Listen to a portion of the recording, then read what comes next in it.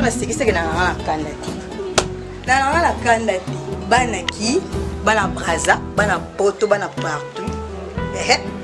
qui veut dire que émission non stress et tout le monde dans un monde nanga nous sommes quand on a ba émission mais non stress avec Tania la Rose ou Eloli non souka balobi désormais bon monde n'a payé mingi babi que bon monde babi et moi sur tout monde qui boit tout monde qui aye au sala ninya ngana loba na ngato te botaka nonde la nana kanda das ko kanda bota mo mosimo baluba mi te mesiko na kanda katinde abunzambi natina ngalo kwa basude mena na ngambila ti teni na ngabangisa na obinoti désormais bana monde entier l'émission est bien non stressée mi na chaîne Congo vérité pour les voilà vos émissions non stress babi on a telle émission sur hôtel on a vu que ton encore bonne temps on sur de stress mais on nous a non stress donc tempo na se veut dire babi température 40 na se babi veut dire que bembe et kolala mais bemba na kolala faut biso la rater check. Bonsoir chers téléspectateurs l'émission na non stress yango napesi merci na batu surtout soutenir pour la bande émission on napesi bino merci et salutations à toi ma petite sœur propre na kati ya Fred ici Jennifer Moudoudou babi kitoko eza ya famille Tania la Rose yeyo ayi babi émission non stress et kocha tout droit na kati ya émission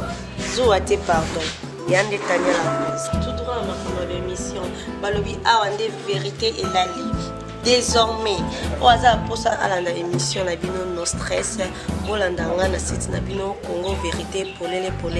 na soki kaka wana te okomona nga pe na Congo makambo TV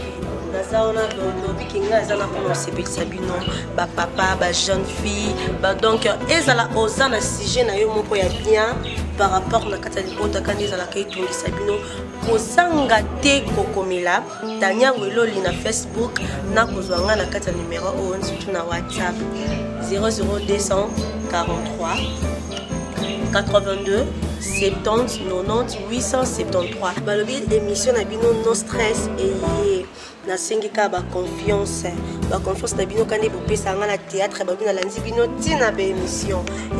no stress eza émission moko o ekoyamba ba genre nyonso tu ya ba problème eza oza problème na yo soki pe ya nini na tanga kombote mais j'espère que boyebi ba histoire a bien ba musicien ba comédien nyonso tu bozwa ba on a bi ki boza la décider bobenga ngai vraiment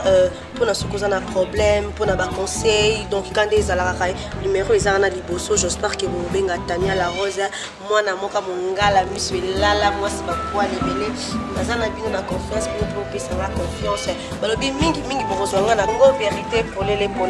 na Congo makambo TV. Donc je suis là pour vous, je vous aime trop, bisous. Balobi awa kati ndeki bonzambe.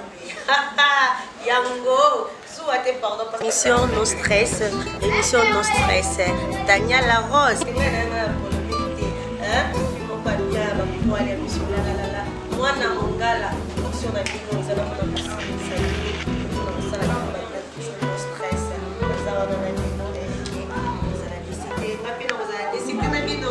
na Facebook bosa na te Weloli